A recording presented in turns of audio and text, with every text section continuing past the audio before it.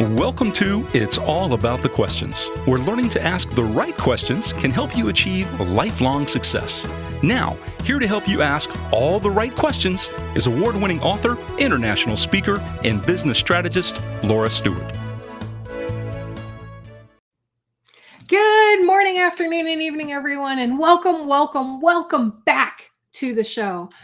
For those of you who have been longtime followers of me over 7 years with this show, you'll know I've been absent for a while, and that was due to some pretty severe health issues that I am now coming out of. And I'm so excited to be here, and I will do another entry of the show just explaining what's been going on and saying what we have coming up, what I have coming up on the show. But today, relaunching the show, I can't even begin to tell you how honored I am that my favorite guest of all time is launching his latest book again, because I seem to be his launch place. He loves launching his books on my show. I love having him on the show. He's written over 30 plus books, over millions and millions of copies sold, New York Times best-selling author. I don't even know how to go on and on about my guest, other than to say he is my own personal inspiration for just life, for getting up in the morning, for saying, wow, I have something to say. There's something I want to do in the world.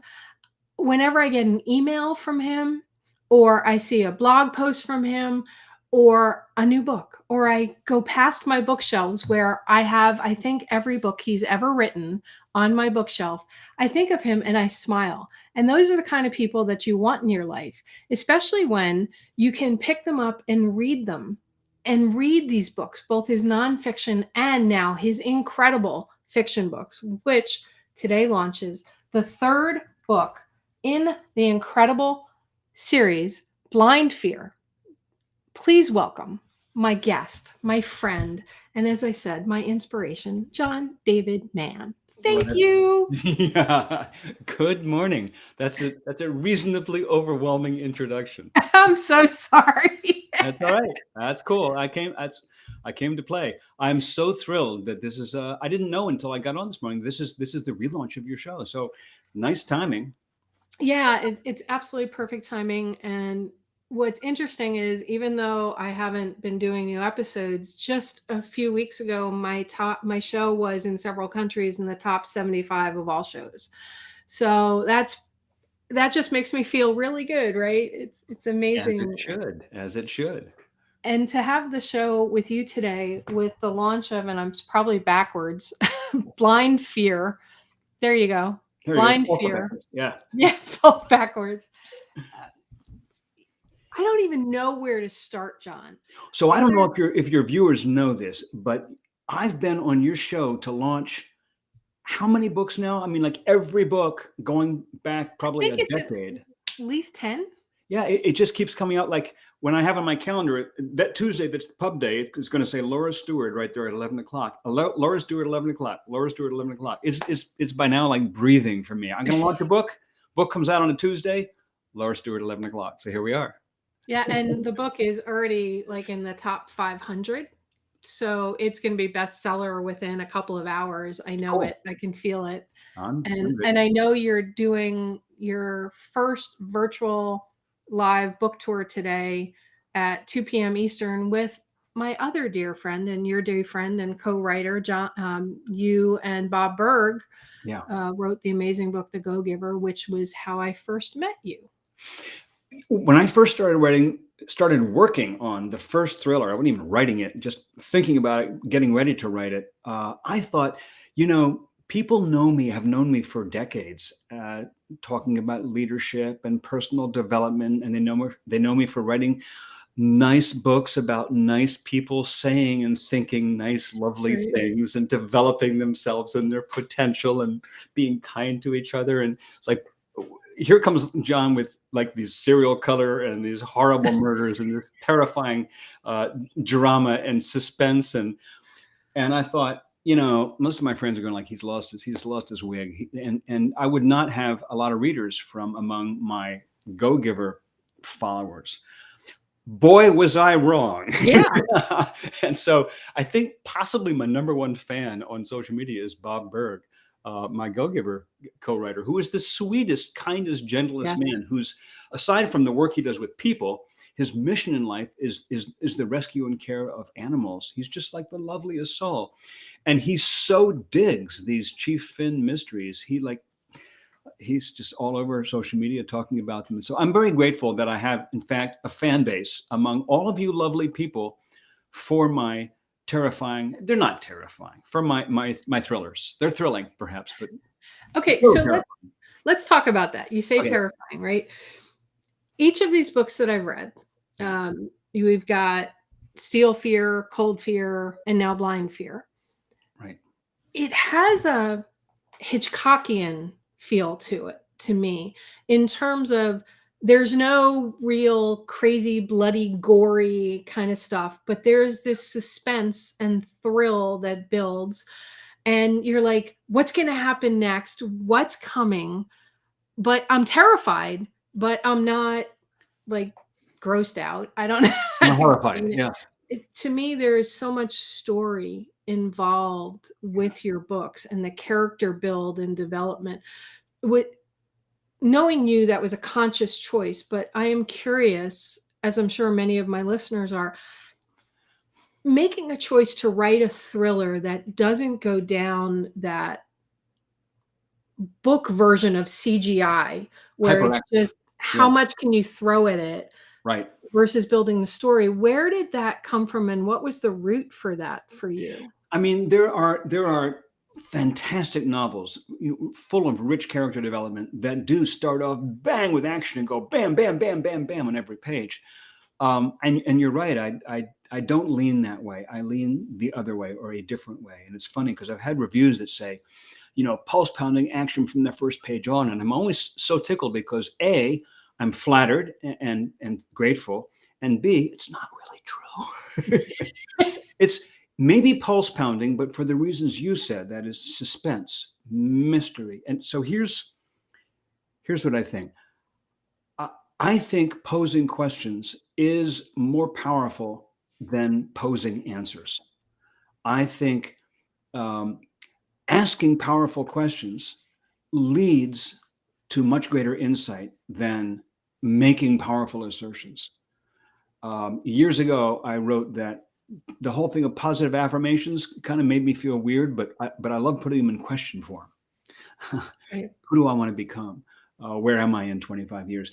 And so for me, the beauty of Hitchcock, and you brought up Hitchcock knew how to use the camera to put the story in the audience's lap, to have the viewer going, what's going to happen now? And have the viewer fill in the answers.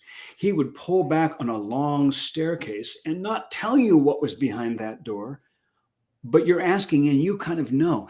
You supply the answers. And I love that about suspense. Suspense is the writer poses intriguing questions and doesn't give the answers, at least not right away. I was doing that back in The Go Giver. In the Go Giver, there's this character called the Connector. Well, who is the Connector? We don't know who it is until late in the book. There's this person called the Friday Guest, because every day Joe in the Go Giver meets a new guest with Pindar. And Rachel and others keep talking about the Friday Guest, and he guesses who is that? And he keeps guessing wrong. It's not so different from trying to figure out who is the murderer in Steel Fear. By the way, so far, I haven't had a single reader of Steel Fear, the first book in the trilogy, write back and say, I figured out who it was early on. Not a single. I haven't figured out any of them till I was like, oh, how did I miss that? There we are. There's the trilogy. There's the three of them. So I really love, I love posing questions and not immediately supplying answers and really delaying. Plus, honestly, Laura, I'll tell you, part of the reason that I was thinking about this morning, I'm reading a book by a friend of mine whose a novel is also launching. I'm going to be sharing the stage with him next week. And his book starts out kind of with a bang, and there's a whole lot going on at once. And I'm loving it. And it's very different from what I do. What I do is a very slow burn. It's a slow development. my books pick up slow and then they accelerate. And by the end, they're really moving at a clip. Part of the reason for that, to be honest, is when I start them, I don't quite know the answers to a lot of these questions. I don't know everything about where it's going. It's like I like to go on the same journey as the reader and kind of discover things as I go along. So yeah, I love that sort of slow burn, bring the reader along, and together we're going to start to learn who these people are, and bit by bit say, wait a minute, what's going on? What's that part about? Why are those kids doing this? And so on and so forth. And it's a lot of fun. One of the things that sets your books apart for me, whether it's your nonfiction work with Brandon Webb, who you co-wrote this with, or it's your parable books that you've written with Bob Berg, or any of the other amazing people that you've written them with, or the ones you've written yourself. Like My Amazing Life. Yes, go ahead. Yeah, because you have many that are, it's just your name on them. Is the depth of background that's in there, but it's not this background that doesn't make any sense, or it's like you could skip entire sections of a book, because there are certain authors out there that have so much background about where something's set that you feel like you're reading an encyclopedia in it. Yeah. For me, when I read all your books, there is so much setup in terms of the place, the people, but yet it's so succinct, John. There is just enough to let you, as you said, the reader, then fill in some more. But how do you get access? Because you've not really been to the setting for the second book, Cold Fear, Reykjavik and everything. You weren't there in that level of details. This third book is set in Puerto Rico and Vieques, and I probably just pronounced that wrong. But and I know you went on the USS Lincoln, wasn't it, for Steel Fear. And of course, Brandon Webb, Special Forces, Navy SEAL, you have that background. But what does it take for you to get enough of that actual research so it's believable wherever you are setting these things? Yeah, I mean, so part of it is I do think of the setting in a novel.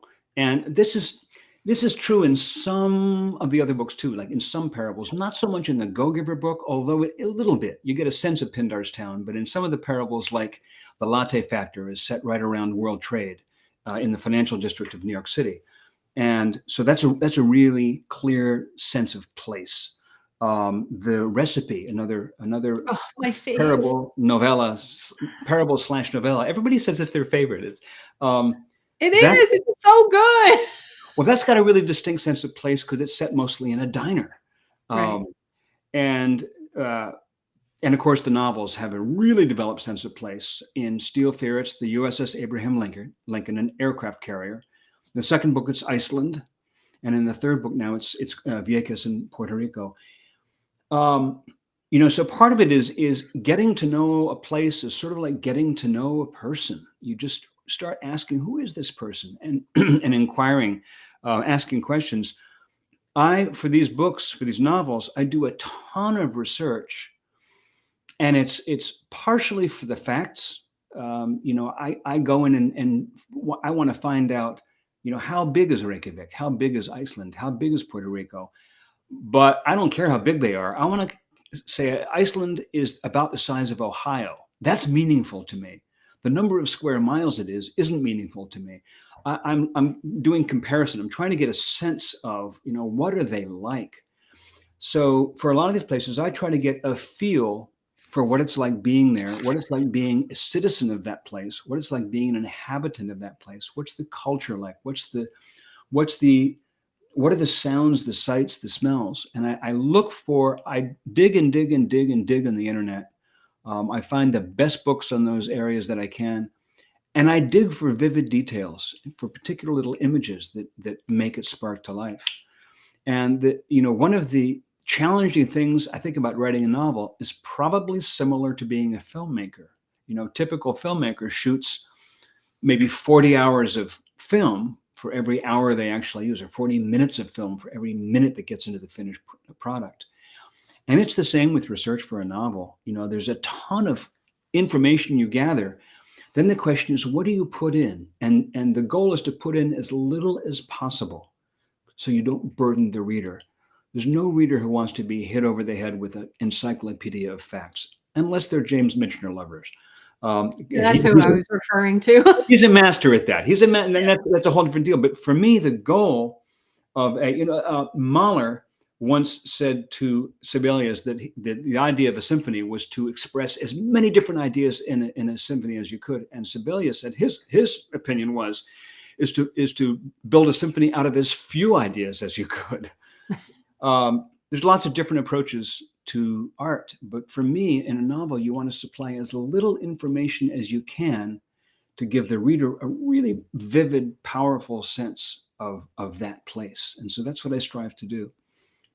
Well, one of the things I noticed in all of the books, but especially in this latest one, maybe because I've been to Puerto Rico, so I had a little better feel, or because of all their hurricanes that they've had, and the devastation, there's been a lot of visuals in the last bunch of years about everything going on there. But I felt like I was reading a movie. I could visualize, almost feel and smell what was happening inside the book with each of the characters that you layered and built. I love hearing that, because I've got to tell you, first of all, it's not an accident. And second of all, it doesn't come naturally to me. Some director once said about Stephen King, Steve has a camera in his head. Yeah. I don't have a camera in my head. I am not a visual person. I read a description in a novel. I'll read a description of a room or of a landscape. And then I turn the page and I realize I have no idea what it looks like. I have to go back and read it again. And I have to actually work to make those descriptions turn into pictures in my head. I don't do that naturally. I'll be taking a walk with my wife and Anna will say, "Can you believe those clouds?" And I'm like, "Oh, there are clouds? Oh." And right. So when I approach a place like Reykjavik or Puerto Rico, and by the way, with Reykjavik, there's a series of magnificent novels that I read that are set in Iceland, which gave me a beautiful sense of place. I couldn't find a comparable thing for Puerto Rico. I couldn't find great Puerto Rican set novels. So I knew it was tropical. I know there's like a jungle. I know it's hot. I know it's humid. And that was like what I knew. It doesn't come naturally to me. So I had to go and kind of assemble those pictures brick by brick, piece by piece, and play with them. I spent days looking for different ways to describe the rain in Puerto Rico. In this particular book, the rain and the wind are almost characters. They were. Yeah, Finn starts out on early on in part one. Finn starts out on a boat trip across the Sound from Vieques to the mainland. They call it the island, Puerto Rico. And it's about a half-hour trip. And he sets off on his little fishing boat. And first he tests the wind, and it's like 5 knots, all calm. And that 5 knots, all calm, is deceptive. It's the still before the storm, because over the course of the book, it gets less calm and less calm and less calm until you're in a freaking hurricane. And the rain, when it first appears in the prologue, the boy and girl are out swimming off the coast of Vieques, and the rain comes pattering down, stippling the surface like a million little pinpricks. And the boy is entranced and he loves it. And this gentle little stippling of rain is going to metamorphose until it becomes a psychotic monster in the end. And so there is several dozen different specific descriptions of rain, and all those were like kind of painstakingly built by hand. My little baby descriptions. So I appreciate what you're saying, and it's I appreciate because it takes an effort to make those things come to life. Well, it's interesting that you said when you're walking with Anna, your incredible wife, and she's like, "Aren't those clouds beautiful?" Because she's an amazing photographer. Right. She sees it all. She sees everything. And you guys wrote The Go-Giver Marriage together, which was an incredible book for people who are not just married, but anybody that's in any kind of relationship. I think it's an amazing book. And I think you told me before the show started, she's off to Dubai to teach some of the strategies from the book in Dubai and stuff. How has that relationship with Anna helped you perhaps to be able to integrate some more visual things into it, because she is such a visual person? Yeah. It's interesting. I'll tell you how that's affected me as a writer. And the first answer is hugely. Less about she's visual and I'm auditory. It's one of our long running jokes. She always knows where she is in space, and she sort of has no clue where she is in time. She'll like Okay. lose track of time like that. I'm the opposite. I always know exactly where I am in time. She might say, "What time is it?" And I'll go, "It's probably like 11:23 or something like that," and it is. But I can get lost going from here to the bathroom. And if you think that's a joke, it's not a joke. I was in a restaurant with my friend Dan Clements and my literary agent, Margaret McBride, and a bunch of people talking about a book. And I said, "Excuse me, got to go to the restroom." I got up, I went to the men's room, I washed my hands, I walked out, and I couldn't find my way back to the table. I was lost. I was lost for about 15 minutes. I can get lost. But that's not how that was a sidetrack there. I love it, though. It's absolutely perfect. Author shares his foibles. The way that she has had an impact on my writing is really this. When you write, I think one of the things that happens, Joan Didion famously said, "I write to find out what I think." And many, many other writers have said the same thing in different words. When you write a book like a novel, or even something like a parable, which is almost like a stripped down novella, you have to think a lot about these characters. You think a lot about what's going on with them. Blind Fear opens up with a little boy and a little girl. And the only thing I knew about this little boy and little girl was we had just bought a piece of artwork a few weeks before I started working the book. And it shows a boy and a girl swimming in the water, in the blue water. It's a beautiful little picture. You only see them from behind, from above, swimming through the water. And then Brandon said he wanted to start out this book with a boy and a girl swimming through the water. And I was like, "Holy crap, did you just see the picture we bought?" It was like psychic. I had to kind of get to know who these kids were. I had to learn about them, and they become central characters in the book. Back to Anna. Anna's a psychotherapist. Anna's a family counselor. Anna is a deeply feeling person, and she's got enormous empathy. What I've really learned early in our marriage, I would be upset about something, and she would say, "Well, what do you think about that? How do you feel about that?" And I would go like, I don't know. I was not good at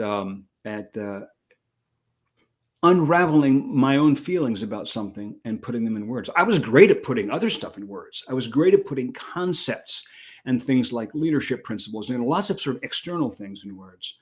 But what I learned from her was kind of how to search my own feelings and unravel them. There's this lovely line in Cyrano de Bergerac where Roxanne, the woman, is with Christian, who she thinks is the guy she's falling in love with, Right. because it's actually Cyrano who's sending her all these flowery words. He's so eloquent, and she's asking Christian to say more about what he's feeling, and he's totally tongue-tied. And she says, "Delabyrinth vos sentiments." I can't say the French word well, but it's delabyrinth your feelings. And I love that line. Unlabyrinth them, and I learned from Anna how to unlabyrinth my feelings, and that's what you have to do as a writer. You have to sort of get inside these characters and find out what makes them tick as the story progresses. Okay, so let's build on that a little bit, because in one of your blog posts, I read every blog you write and just like rip it apart.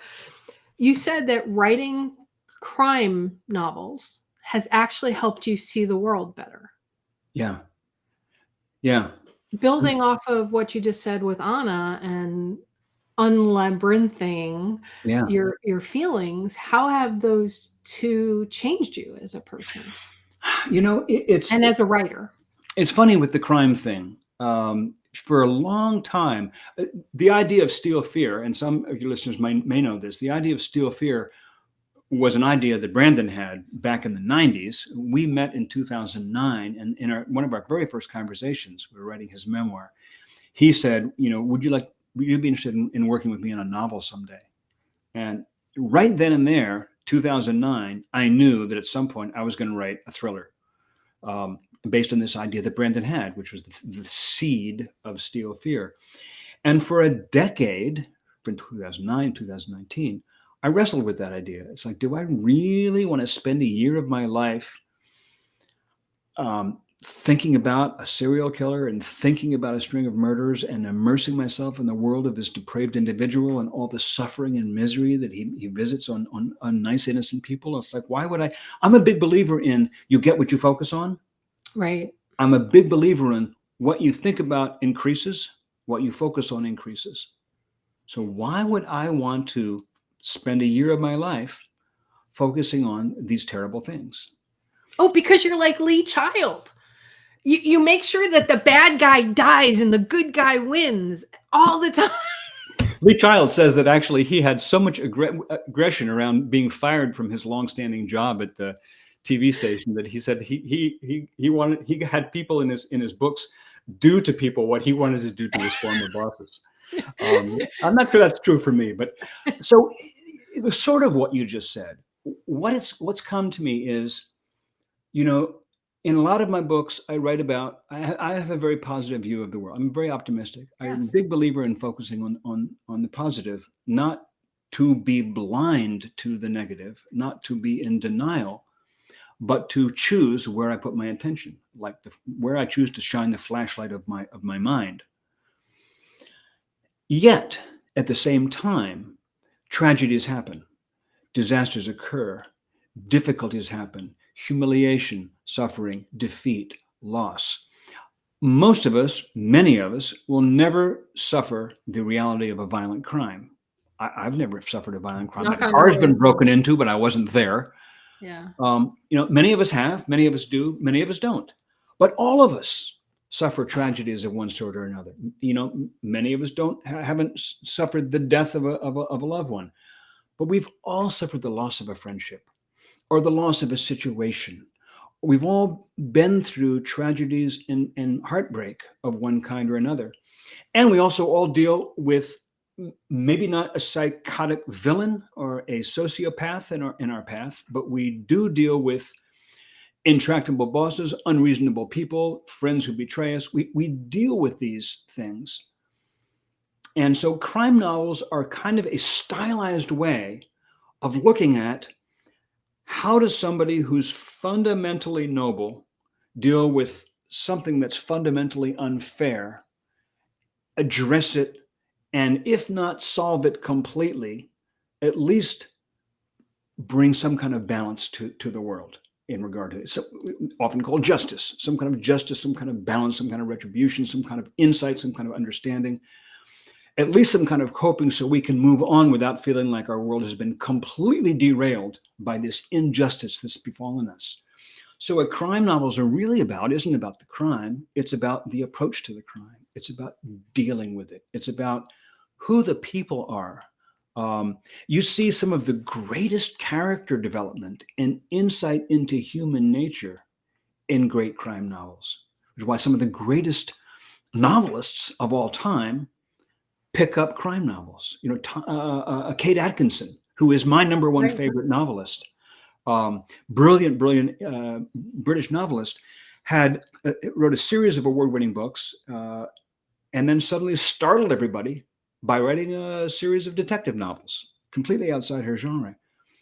Well, we turn to those because they are this beautiful sort of little laboratory. I was going to say laboratory, laboratory where we can look at human nature and find what's noblest, even in the most difficult circumstances. Finn is a messed up guy.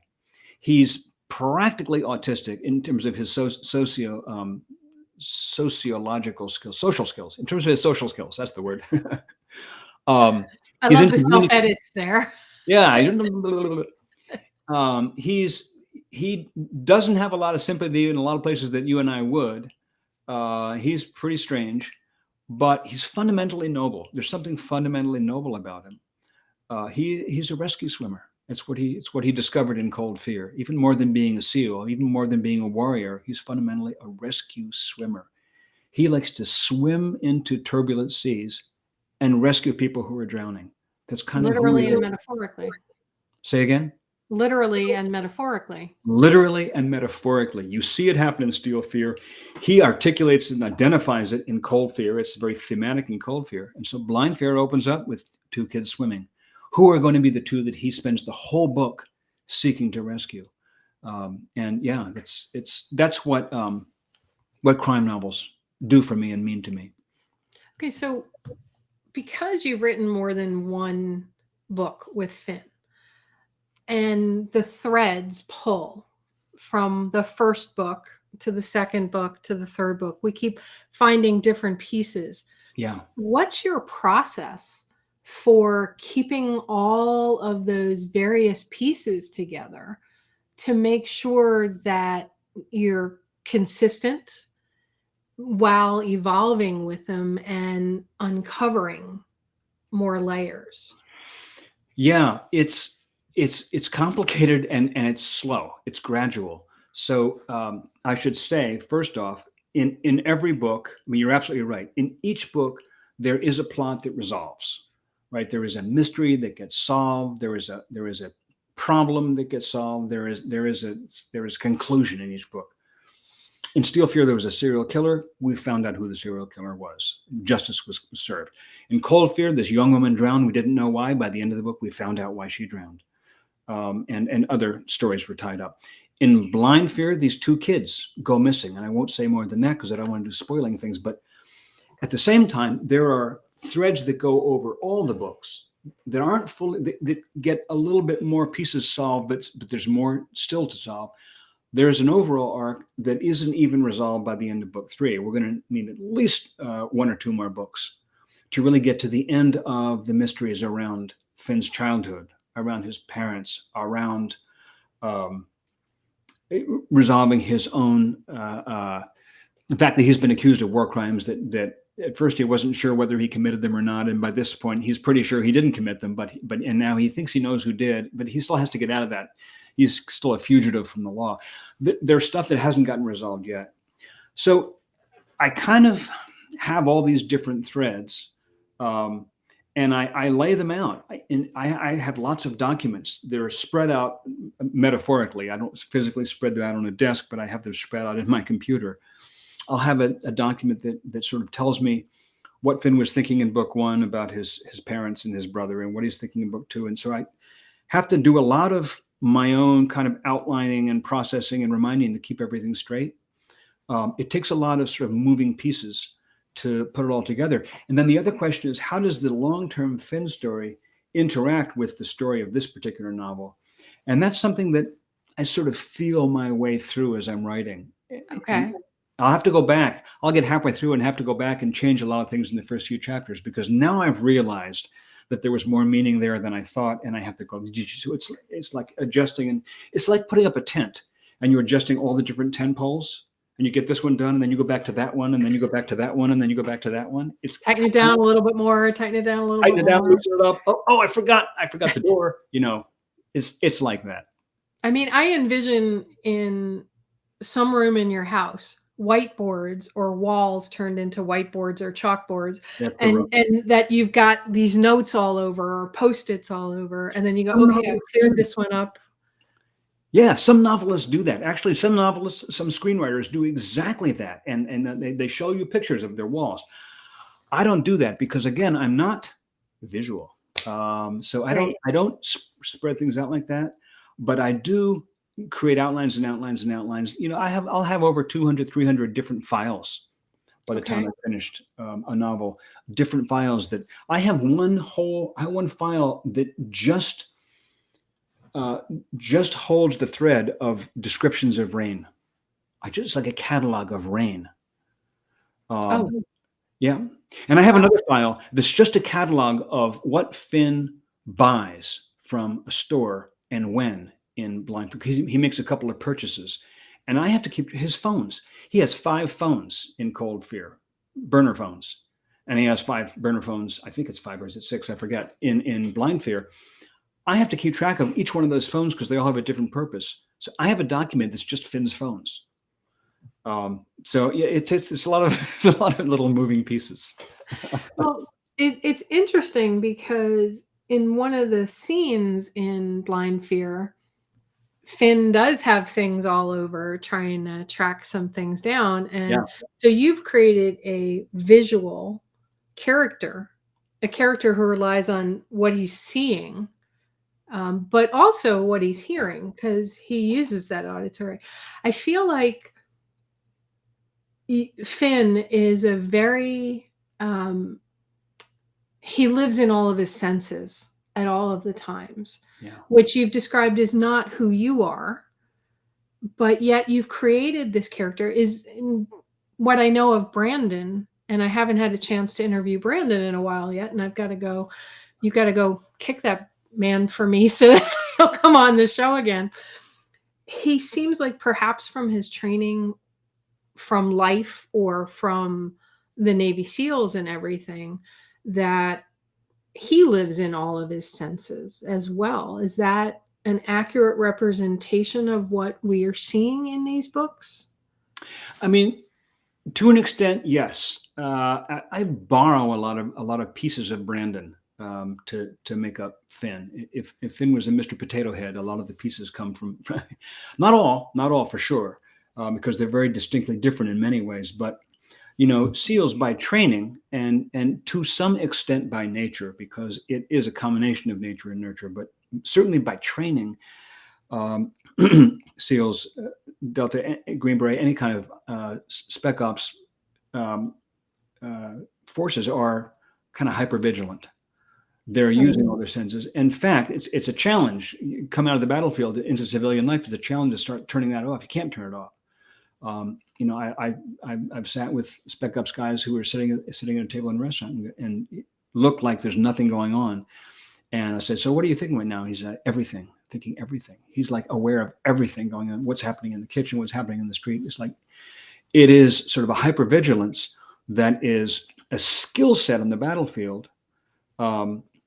Can make you a little batty in civilian life. Right. That's not me. I'm hypervigilant in my ears. I have acute auditory sense. But yeah, the whole visual thing, the kinetic thing. One thing about Finn is he can stay still for hours.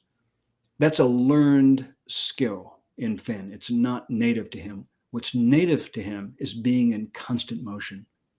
When I started out with this little boy and this little girl, and the first scene, all I knew was they were swimming in the water off Vieques.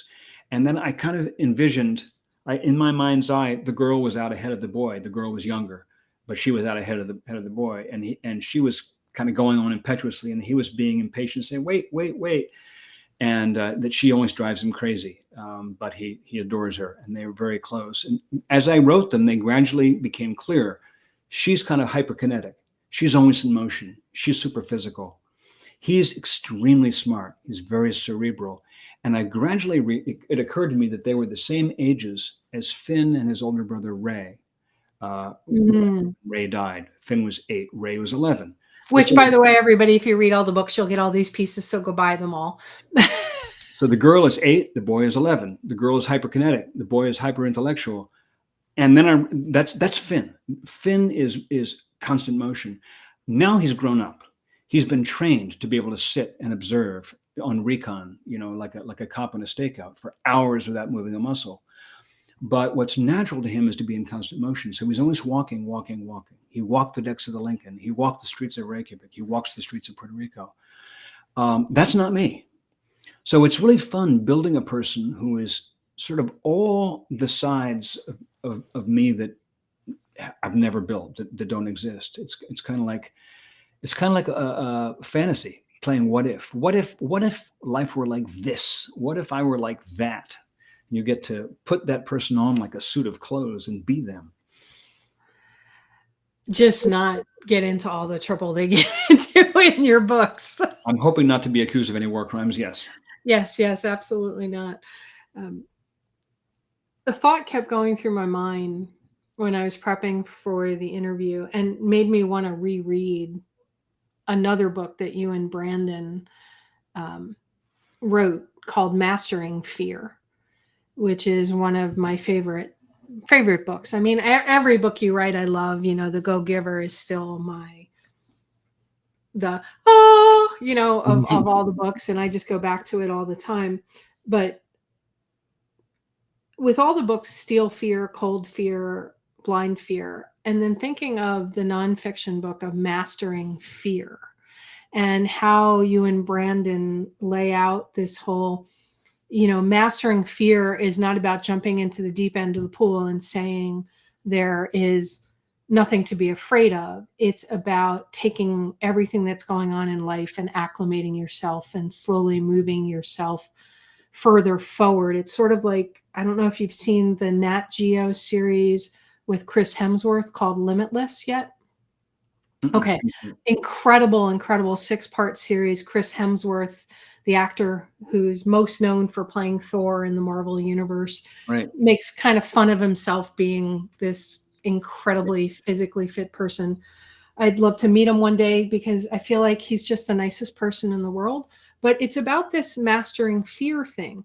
So how did you, in my mind at least, random thoughts, when you went from the nonfiction world into this, we've touched on it a little bit, John, but did you feel like you needed to master the fear, like you talked about in the book of,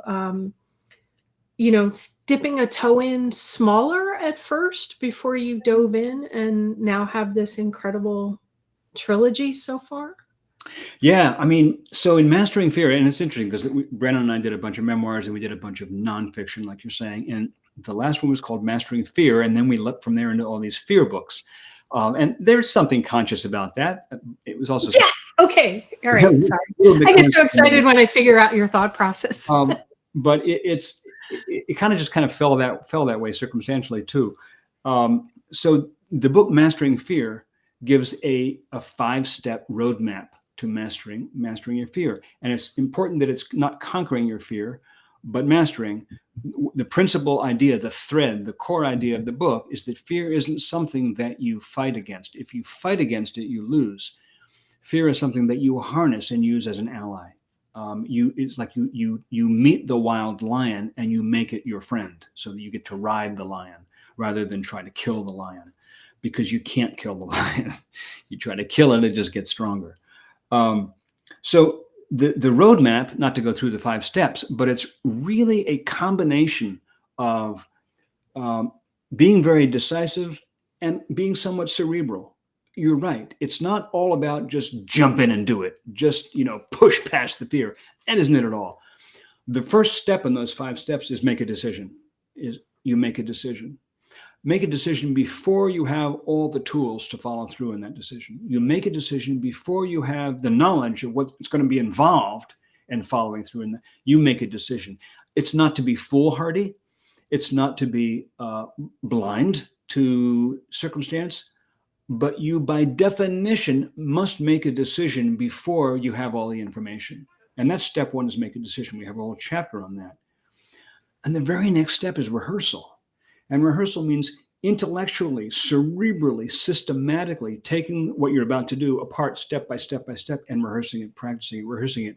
This is how any cellist, violinist, I'm cellist by background, any musician, any dancer, any artist, anybody who's been in any kind of creative or sport, anybody who's been in any kind of performance mode knows that practicing means taking your eventual performance and developing it piece by piece by piece. And a lot of that is mental. Yes, there's a physical component, but most of it is working the process into your nerves, into your brain, into your nervous system, so that it becomes second nature. That's a cerebral thing. It takes systematic thinking to pull that off. And that's something that a lot of people don't necessarily appreciate about Spec Ops warriors, is that there's a very cerebral element to being a Navy SEAL or a Green Beret or Force Recon or whatever the field. And that's true to an extreme degree in Finn. thinks things through, kind of like the Robert Downey Jr. version of Sherlock Holmes, Great show. deconstructing a Yes. fist fight in great detail anatomically before it takes place. And so, yeah, I mean, I think that Mastering Fear starts out with a description of Brandon's good friend Kamal being terrified of swimming, and Brandon taking him into a pool and walking him through the 5 steps so that he learns to swim. Brandon uses the example of being in Afghanistan, and suddenly he and 2 other guys are surrounded by dozens of armed Afghan warriors who are looking pretty pissed off. It's really different. I'm in a pool with my suit on. I'm in Afghanistan surrounded by hostile warriors, but it's the same experience. It's the same internal experience. Jumping into writing novels, real similar experience. We all have those experiences. First time you go to apply for a loan, the first time you ask somebody on a date, the first time you ask somebody to dance. One of the most terrifying things I've ever done was when my first marriage was falling apart, knowing that I had to sit down with my 2 boys and explain to them that mommy and daddy were about to split up. I was just one of the worst experiences of my life, but anticipating it was even worse, right? We all go through experiences that are just as terrifying as being surrounded by several dozen armed hostile Afghan warriors in the middle of a rocky terrain we don't know very well. So yeah, I mean, I think that book was really, really kind of essential in moving forward. I'm just, there's like so much to unpack in all of that. And one of the thoughts that went through my mind was what it took for me to restart the show today. Yeah. Right. Because it became 11 so months, huge. Right? Yeah. Yeah. It became so huge. It's like, well, what if I start and I can't do it? Or I lose the thread of the conversation, like what had happened with one of the last interviews I did. Yeah. Which nobody seemed to notice, but I knew it, right? Because it was such a struggle. So it's like you have a hole in your tooth that feels enormous to your tongue, but it's actually only like a few millimeters. Yeah. I encourage everybody to actually read Mastering Fear, because all 5 steps, it's really worth it. It is, it is kind of a magic formula. By the way, those weren't 5 steps Brandon had articulated before we wrote the book. He said, let's do a book about mastering fear, because I just had this experience with Kamal, teaching him how to swim. Let's deconstruct that. So writing the book was first a process of deconstructing how Brandon masters fear, how I master fear in my life, just how we do it, and then distilling it down into 5 steps. It's the same thing with the Go-Giver books. It's just taking a human experience and distilling it into practical steps. And I think that 5-step roadmap in Mastering Fear is a really, really useful survival skill, thrival skill. Yeah, I like that thrival skill. 2 things I want to mention before we close up, because I'm really curious with your thought on this. And then I want to talk about your writing mastery mentorship program that you recently launched. Fun. AI, ChatGPT, whatever you want to say, has really come very big into the world of a writer. And it's for those of us who write, and I don't write like you do, right? But I consider myself a writer and a creator. There's this push out there that basically everyone should be using AI to write all their stuff. And I'm curious your thoughts on it and a place it might have or not have. And I know I didn't prep you on any of that, but I'm just so curious, John, because you're known for your words, words. Yeah. Yeah. Well, I mean, AI is really, it's obviously it's a big topic. It's a really fascinating one. But to me, it's like, first of all, I have not tinkered with ChatGPT or any of the readily available AI tools. So I haven't jumped into that pool yet. All my friends are saying, "Hey, you got to do this," and I will. But just from my observation, I mean, it is transformative. There's no question. But what is the question is, how is it transformative? And I think, it's something like what photography was to art. Taking a photograph, suddenly you have a machine that can capture an image and stick it on a canvas, like mechanically, without any human involvement whatsoever, other than working the buttons and the chemicals in the bath. Right. And once it's digital, you don't even need the chemicals. So did that destroy art? Obviously not. Is it necessary to be a photographer? No, it's not. But did photography change art? Did it expand art? Absolutely, totally, totally, totally. The piano did much the same thing for music, actually. I mean, the harpsichord doesn't compare because the harpsichord had a very limited tonal range, but the piano, the technology of being able to stretch that many strings across a frame without the whole thing collapsing, it was the Industrial Revolution that allowed the piano to exist. And the piano was to music what movable type in the printing press was to writing. They were both enormously transformational. But my friend Dan Burris, the futurist, I love Dan. one of his pet principles is both and. Is that when we are suddenly faced with a new technology, it's not a question of either or. Are we going to, use Zoom, or are we going to use the phone? Are we going to meet in person, or are we going to meet virtually? It's both and. It's we find ways to integrate the new technology and frequently the old technology side by side. I mean, obviously there are times when the new technology makes the old one obsolete. Cars really did replace horse and buggy, but cars didn't replace walking, and Right. photography didn't replace art, and harpsichords did not replace. Well, the lute went away, but there's still the guitar and the whole viol family in the form of violins. ChatGPT isn't going to eliminate the writer, but it's like a whole new set of sharper pencils.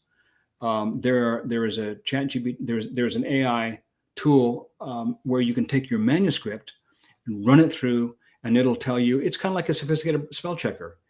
It'll flag things like character development and plot development and adverbs, simple things and complex things, and that's really, really cool. I think it's going to be a question of, as always, people with heart and imagination and discipline are going to be the ones who create great writing. And now they got a whole new set of tools.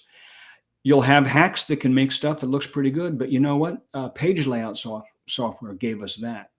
PageMaker gave us the ability to, anybody could suddenly lay out a flyer. And so suddenly you had, 1 billion flyers going up in the mid 1990s that looked like ransom notes because everybody did all the fonts. It's what new technologies do. They liberate mediocrity, and that's okay. That's what social media has done. It's liberated the mediocre in human thought. So suddenly, half-baked thoughts can be published all around the world, and we suffer because of that. We'll have to, we'll have to become a little bit more mature as a civilization to cope with that. That's just what technology does. It makes mediocrity accessible. But it also serves excellence. It can. It all depends on how you use it and for what purpose you use it. Writing mentoring mastership. I mean, we just talked about AI and how tools you can use to increase your thing. This whole interview has been about not only Blind Fear, launching today, the incredible third book in the series with Finn that you wrote with Brandon Webb, but also writing as a life, as a process. And this year you launched your first ever writing mastery mentorship that you took a very incredibly limited number of people on the road with you to help them become better writers and get a writer project out. Can you talk about this program? What made you decide to do it, and what you've seen begin to happen in the months since you started it? So, first of all, it's a blast. We started up here we are in July. I started up in May, and it's only been a few months in, but I got a little over a dozen people, ranging this fiction and nonfiction, people writing novels, people writing parables, memoirs, how-to books, kind of the whole gamut represented, which is awesome. And I thought long and hard about whether to open this up for all of that, and I decided, because 85% of writing is common to all these different genres. There are things that are particular to novels, and things that are particular to parables, and things that are particular to memoir. And we look at those, but the majority of what we look at is particular to everything. It's cool. It's a 1 year program. It's all online. Some of it is recorded. A lot of it I deliver live. We have like weekly coaching sessions. And I did it. Why did I do it? I've always, I love working with somebody one-on-one and helping them elevate their writing for two reasons. I love to see more good writing in the world. And also I learn in the process. It's partly selfish. I mean, it's just a great experience. And I learned this from my mom. When you teach, you learn what you know. Kind of like what Joan Didion said, right? Write to find out what I know. I teach to find out what I've learned. But it took me until now to find a way to do that in a format that was possible for me. I couldn't take on 15 individual people one-on-one and charge whatever number of dollars and do so. I don't have time to do that. But in this format, I can work with everybody, and it's really, really fun. Everybody does get individual attention on those coaching calls, but they also, the bulk of what I have to teach, I can do kind of all together.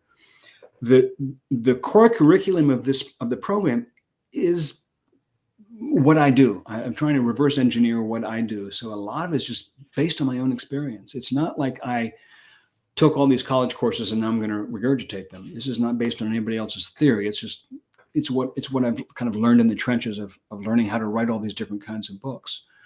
And I've got it opened up now so that it's great you would ask, because I've just got it opened up so that it has a rolling open enrollment. People can come in anytime and start. 1 year from when they start, they have 1 year of studying the program and working the program. The goal is to come into the program and end up writing and publishing the book you've dreamed of writing. So that's what it is. It's about starting with nothing and writing a book. I'm having a blast. That's great. What's been your favorite part of creating this course? Wow, takes me a moment to think. I mean, the hardest part, I'll tell you that first, has been putting together my curriculum, because I didn't have a curriculum. I didn't have a system of writing all worked out in my head. So to create this curriculum of, something like 30 different 1 hour programs that I'm doing on Zoom from A to Z, from the beginning all the way through publishing, I had to sort of reverse engineer what I know from experience in a teachable form. And that's just been the hardest part, and also the most revealing part, because it's like I have stuff I didn't know that I knew, and that's really fun. The most enjoyable part is, without question, the interaction. It's the live coaching sessions, and there's usually like 3, 4, 5, 6 people there. They're not huge, so everybody who has a question or an issue or a challenge or problem they're working, whatever, gets a chance to bring it up, and then we go one-on-one with it. And I never know what's going to be on the call. I do it twice a week, and it's just whoever shows up, whatever they have going on. And that is absolutely the most fun. I get to record them and stick them on the archive. And now we have this like bank of all these coaching calls, but actually being there live with people is the most fun. That's what I feel when I do the show, which is why I think it was so hard to, not do it for so long, and why I was so anxious. It's like, could I get that back, that joy back? Yeah. And when you talk about your writing mastery mentorship, you can see the joy in you.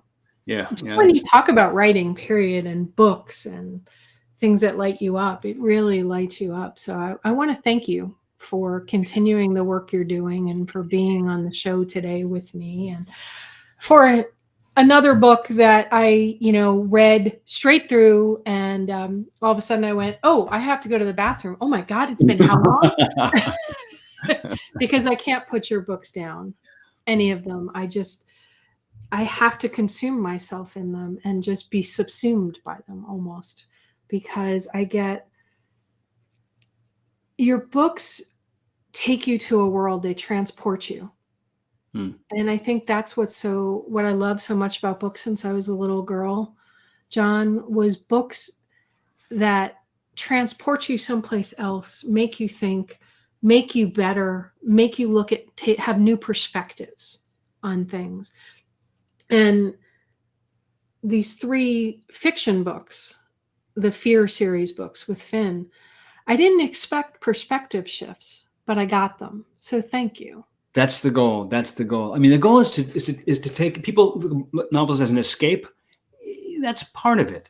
Part of it is I want to take you to another world, bring you back to your world, a changed person, even if it just changed a little bit. And I am so grateful. I'm so appreciative of what you said, because you said it exactly. It's what every novelist hopes for, that you'll have some perspective shift, some change, access to some skill set or tool for living your life that is somehow sharpened or changed as a result of taking that journey. So thank you. I just finished writing the curriculum about interviewing people for a book. And it's great to step out of that into this, because you are like a masterclass in interviewing. You always ask such great questions, and it's a great combination mix of having done your preparation, your homework, but also being in the moment in the conversation. You don't just like deliver canned questions, but you've thought about it ahead of time. And I appreciate that balance. That's one reason I love coming on the show. Thank you. Well, you know how I love you, but thank you so much. With the relaunch, that means even more to me. I do percolate on this stuff a lot. Yeah. And I care and I love, right? Everybody that comes on my show, there's something that hooks me, that intrigues me, like your books and like you and Anna and the work you do out there in the world. So thank you again for being on the show. I know shortly, if not just in the time we've been on the show today, that your book has already hit bestseller. I'm sure of it, because you were like the top 500. So bestsellers are the top 100. And and I'm sure this will be up for another award. Works for me. I can't wait to see what's next. So thank you so much, my friend. Everybody go out, and I'm gonna tell everybody, go out, get your copy of Blind Fear backwards, right? Because we're mirrored on our cameras, right? And it's available anywhere books are sold, correct? Correct. Audiobook, hardcover, ebook, pick your flavor. Bon appetit.